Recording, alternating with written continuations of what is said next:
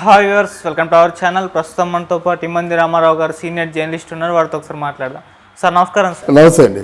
Sir, నోటి దూలే YCP ఓటమికి కారణమైతే మేము మార్చుకుంటాం అని చెప్పేసి వైసీపీ నేత అనిల్ కుమార్ చెప్పడం మనం చూస్తున్నాం సార్.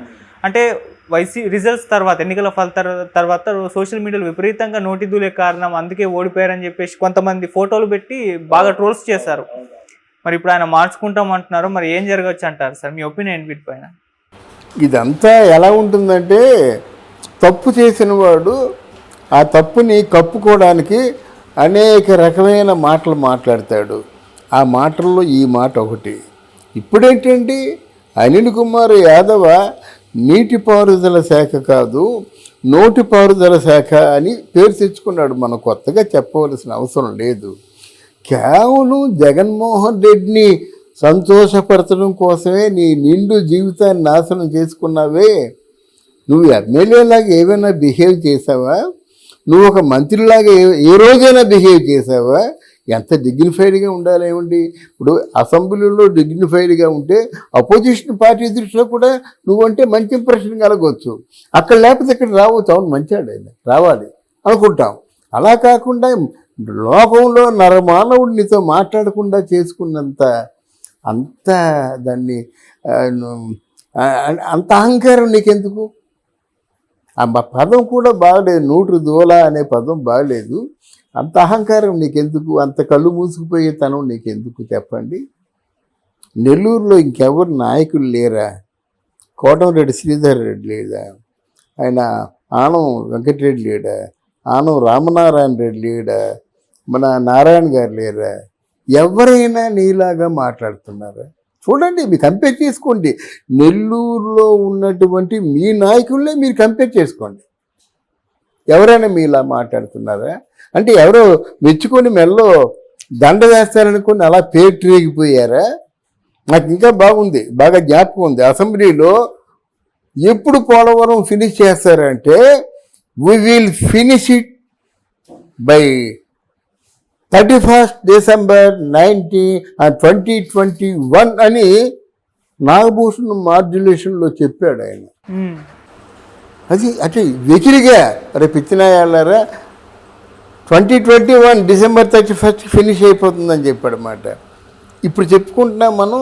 అలా చెప్పుకోవడానికి అవకాశం ఇవ్వకుండా ఉండాలి. తర్వాత ముఖ్యంగా ఆయన ఉద్యోగం తీశారు. తీసిన తర్వాత కూడా ఆయన కనుసన్నల్లో మసలాలని ప్రతిరోజు ఏదో ఒక మాట మాట్లాడడం, అక్కడి నుంచి నెల్లూరు నుంచి పవన్ కళ్యాణ్కి సవాల్ చేయడం, రారా బస్సీ మీ సవాల్ అంటున్నాడు.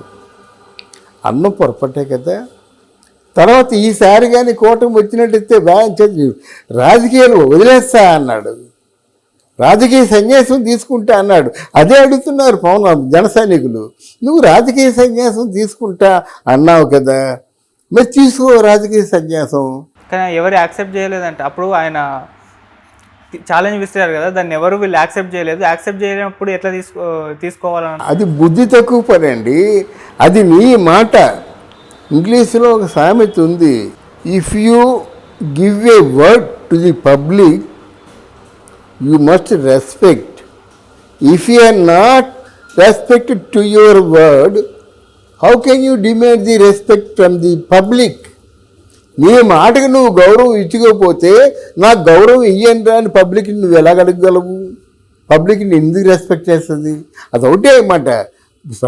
నువ్వు సవాల్ చేసావు, ఆ సవాల్ నేను స్వీకరిస్తాను. ఎవరికైనా తీరుబాటు ఉంది. నువ్వు అన్నావు, అది మెయింటైన్ చేస్తావా? ఎవరు అన్నారు ఓ పక్క మేసం తలా గీయించుకుంటానని? ఆయన గీయించుకున్నాడు. ఒక పనికి ఒక చిన్న పేదవాడు అసలు అనకూడదు, కానీ కాయ కష్టం చేస్తే బతకలేనివాడు.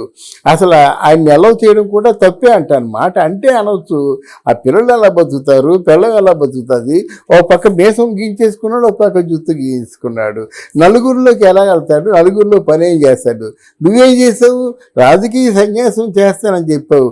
పోనీ మచ్చుకో 2 సంవత్సరాలు రాజకీయాల్లో రాకుండా ఉంటే కనీసం నీ మాట నిలబడేది కదా. ఇప్పుడు ఊరికి దాపురిస్తుంటే ఏం లాభం? రేపో మాపో కూటమిలో చేరడం కోసం ప్రయత్నాలు చేస్తాడు, కొడతారు. ఇక్కడికి వచ్చేయడానికి ప్రయత్నం చేస్తాడు. వాడు జనసేన అసలు ఊరుకోదు. ఇంకా నెక్స్ట్ వీళ్ళకి ఉన్నది ఏంటంటే బీజేపీ ఉంటుందన్నమాట. ఆ కాలు పట్టుకుంటాడు. అంతేగాని మళ్ళీ వైసీపీ వస్తుంది, వైసీపీ కూటమిని ఓడిస్తుంది అనే మాట నాకున్న అనుభవంలో సర్వకళ.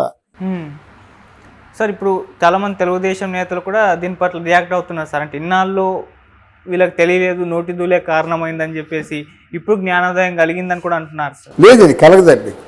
అది పుట్టుకతో వచ్చిన బుద్ధి పుడకల్లో పెట్టినా పోదు, పోయినట్టు నటిస్తారు. జబర్దస్త్లో రోజా ఎంత అమాయకంగా ఎంత లవ్లీగా నవ్వుతుంది, మళ్ళీ బయటకు వస్తే ఆ బూతులే. నన్ను రేపు చేస్తూ ఉంటుంది, మధ్య వేలు చూపిస్తుంది, రెచ్చగొడుతుంది, ఎన్నైనా చేస్తుంది అన్నమాట. డ్యాన్స్ ఆడుద్ది. అంటే ఎంతకు దిగజారిపోవాలో అంత దిగజారిపోతుంది అన్నమాట. అది పుట్టుకతో వచ్చే బుద్ధి. చూడండి, ఇప్పుడు ఆ పేరు నాని, ఆ గుణం మార్చుకోవచ్చు కదా.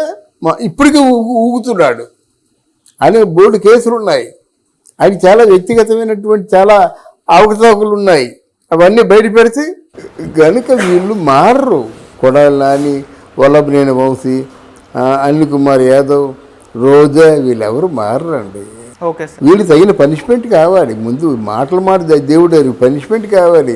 అనిల్ కుమార్ యాదవ్కి తప్పకుండా 3 కేసులు ఉన్నాయి. ఆ కేసులన్నీ విచారించాలి, జైల్లో పెట్టాలి. ఎవరెవరైతే పేటరిగిపోయారో, ఎవరెవరైతే చట్టాన్ని ఉల్లంఘించారో, ఎవరెవరైతే ప్రభుత్వాన్ని అసలు లెక్క చేయలేదో వాళ్ళు ఖచ్చితంగా జైల్లో ఉంచాలి. ఉంచితే ఏమవుతుందంటే నెక్స్ట్ వచ్చే వాళ్ళు కొంచెం జాగ్రత్తగా ఉంటారన్నమాట. కనీసం 1 సంవత్సరం ఉంచాలి కదా జైల్లో, ఒక 6 మాసాలైనా ఉంచాలి కదా జైల్లో. అది జరిగితే బాగుంటుంది. అది ఒకటే ప్రాయశ్చిత్తం. వాళ్ళు ఎవరూ మార్చలేరు, జైలు ఒకటే మారుస్తుంది. ఓకే.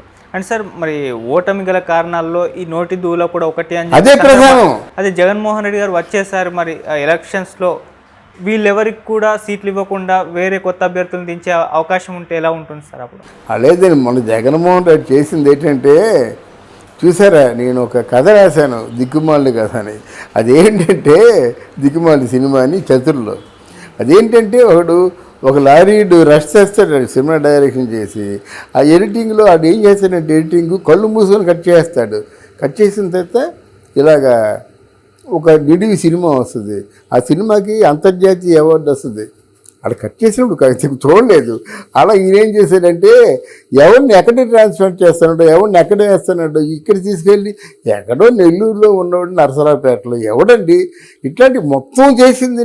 నన్ను అడిగితే ఆ మార్పులు చేర్పులు చేయకుండా ఉంటే కొన్ని సీట్లైనా వచ్చాయి. అదే జగన్మోహన్ రెడ్డి గారు వచ్చేసారి మరి ఎలక్షన్స్లో వీళ్ళెవరికి కూడా సీట్లు ఇవ్వకుండా వేరే కొత్త అభ్యర్థులను దించే అవకాశం ఉంటే ఎలా ఉంటుంది సార్ అప్పుడు? లేదండి, మన జగన్మోహన్ రెడ్డి చేసింది ఏంటంటే, చూసారా, నేను ఒక కథ రాశాను, దిక్కుమాలి కథ అని. అదేంటంటే దిక్కుమాలి సినిమాని చతుర్లో. అదేంటంటే ఒక లారీడు రష్ చేస్తాడు సినిమా డైరెక్షన్ చేసి. ఆ ఎడిటింగ్లో ఆడు ఏం చేస్తాడంటే, ఎడిటింగ్ కళ్ళు మూసుకొని కట్ చేస్తాడు. కట్ చేసిన తర్వాత ఇలాగా ఒక నిడివి సినిమా వస్తుంది. ఆ సినిమాకి అంతర్జాతీయ అవార్డు వస్తుంది. అక్కడ కట్ చేసినప్పుడు చూడలేదు. అలా ఈయనేం చేశాడంటే, ఎవరిని ఎక్కడ ట్రాన్స్ఫర్ చేస్తాడో, ఎవరిని ఎక్కడ వేస్తాడో, ఇక్కడ తీసుకెళ్ళి ఎక్కడో నెల్లూరులో ఉన్నవాడు నరసరావుపేటలో ఎవడండి ఇట్లాంటి మొత్తం చేసింది. నన్ను అడిగితే ఆ మార్పులు చేర్పులు చేయకుండా ఉంటే కొన్ని సీట్లైనా వచ్చాయి. మీకు ఇక్కడ పేరుంది, ఒక ఊరు రాజు ఒక ఊరు బంటు అంటారు. బట్ ఇక్కడ పేరుంది దగ్గర మీరు వేసుకోవాలి. అంతేగాని ఇంకెక్కడికో వెళ్ళిపోయి మీరు ఎంత మంచి వాళ్ళైతే ఓటేస్తారు, మీరు చెడ్డ వాళ్ళైతే వాళ్ళకి ఎందుకు? అవును సార్. అందువల్ల మార్పులు చేర్పులు అన్నీ చేసి ఆయనే చేశాడు. ఇప్పుడు ఏముందిలేండి, ఇక అంత అయిపోయింది. ఇక వైసీపీ వైభవం అంతా అయిపోయింది. కానీ మనం కోరుకుంటుంది ఒకటే, అంటే చట్టరీత్యా ఎవరు తప్పులు చేసినప్పటికి కూడా క్షమించకూడదు. Okay sir, thank you so much. Thank you అమ్మా.